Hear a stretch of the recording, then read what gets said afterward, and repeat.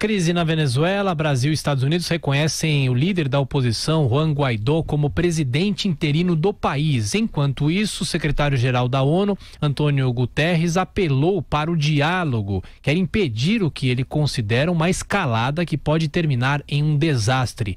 E para falar mais sobre a Venezuela, nós convidamos o ex-embaixador Marcos Azambuja, pesquisador do SEBRE, o Centro Brasileiro de Relações Internacionais no Rio de Janeiro. Embaixador, como vai? Bom dia. É sempre bom ter o senhor aqui na programação da Jovem Pan. É um prazer para mim.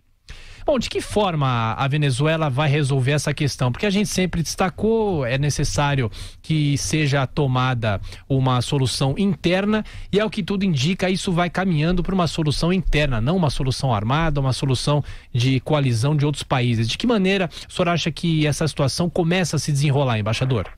Olha, é fácil mais ou menos ver o que está acabando. O ciclo Chávez-Maduro está chegando ao fim. Há um autoritarismo excessivo, a perda de certos ingredientes que fazem a identidade de um regime democrático, impopularidade, crises sucessivas. Portanto, ver o que acaba não é difícil. Identificar o que começa é muito mais complicado. O que eu acho que a comunidade internacional, o Brasil, as Nações Unidas, devem fazer é o que nessa hora é preciso, é uma ponte para o futuro, criar uma situação que permita que os venezuelanos tenham tempo e oportunidade para sair desse buraco e encontrar um novo caminho.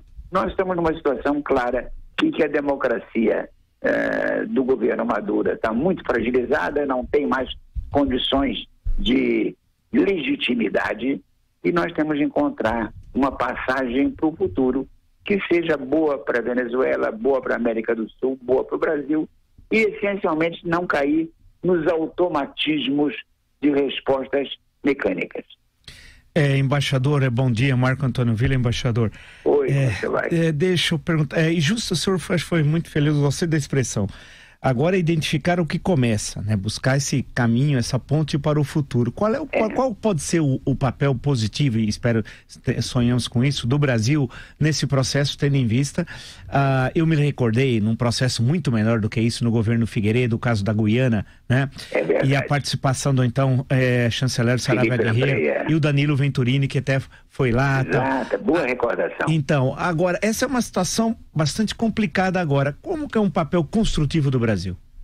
Olha, o que o Brasil tem de cair é sair primeiro voltar à linguagem que é da sua diplomacia. Uma linguagem moderada, construtiva, uma linguagem que não tenha o caráter de ofensa ou de agravo, mas que seja uma linguagem que conduza ao entendimento. Primeiro. Segundo, é reconhecer que esse imbróglio, essa encrenca venezuelana precisa da intermediação da OEA, das Nações Unidas e, sobretudo, dos grandes países vizinhos. Porque, veja bem, Amanda, os Estados Unidos estão lá e a Venezuela está aqui. O vizinho somos nós, quer dizer, a fronteira é conosco.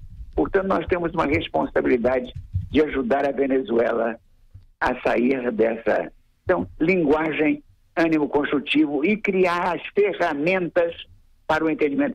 Uma das ferramentas é não ter dois presidentes ao mesmo tempo. Você sabe que um presidente já é complicado.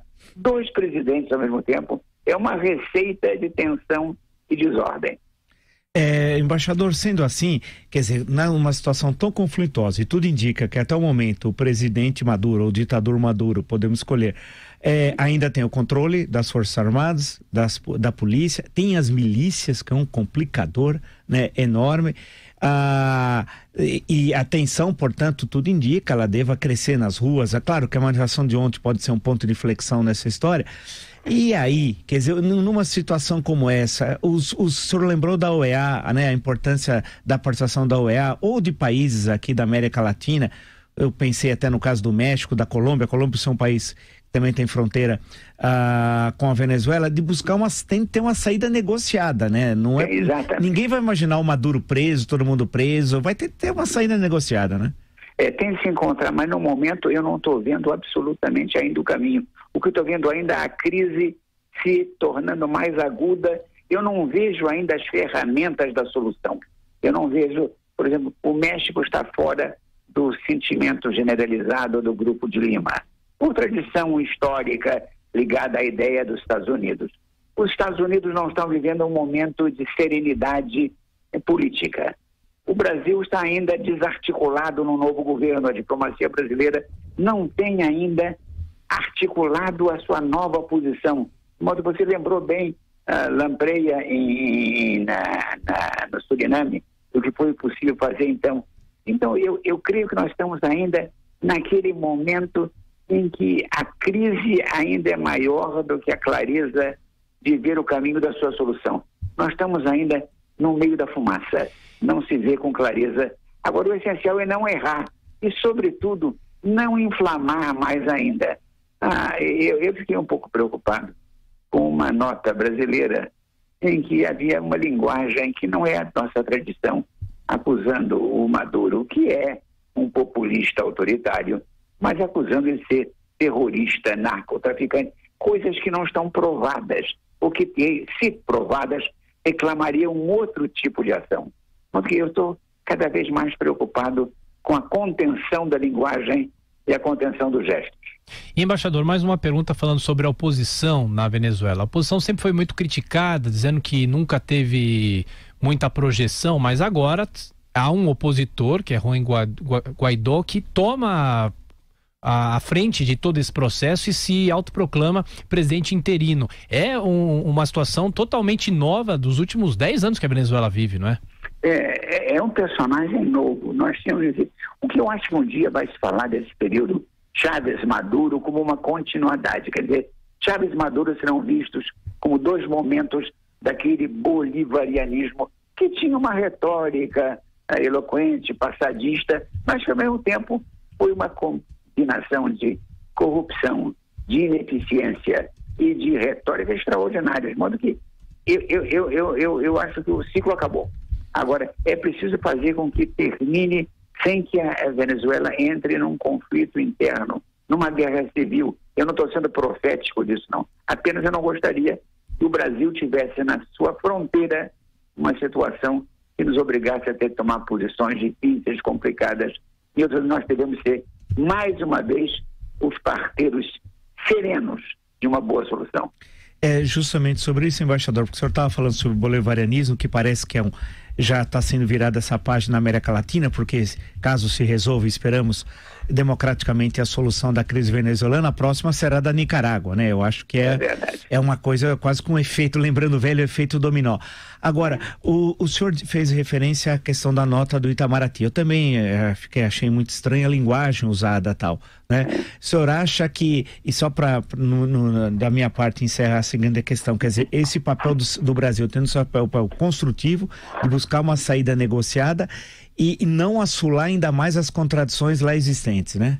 Sem dúvida. Você sabe, eu vou dizer uma coisa que é uma obviedade. Diplomacia é estilo e é linguagem. É uma maneira de fazer e uma maneira de dizer. De modo que nós temos de sermos fiéis àquilo que o Brasil foi. Uma firmeza nas palavras, mas uma contenção nos adjetivos e nos advérbios. Uma procura de dizer o mínimo em poucas palavras e de forma construtiva. O Brasil, de novo, está sendo chamado, em um momento em que ele não está com o seu time totalmente ainda armado, para ajudar um vizinho em dificuldades. Nós não podemos perder de vista que a Venezuela nos julgará também nesse momento. Quer dizer, o que o Brasil fez para conduzi-la à democracia, à paz social. A posição brasileira é delicada e nós não podemos esquecer isso. Embaixador Marcos Azambuja, pesquisador do SEBRE, o Centro Brasileiro de Relações Internacionais, do Rio de Janeiro. Mais uma vez, muito obrigado pela entrevista e até a próxima. Um abraço ao senhor. Se Deus quiser, obrigado.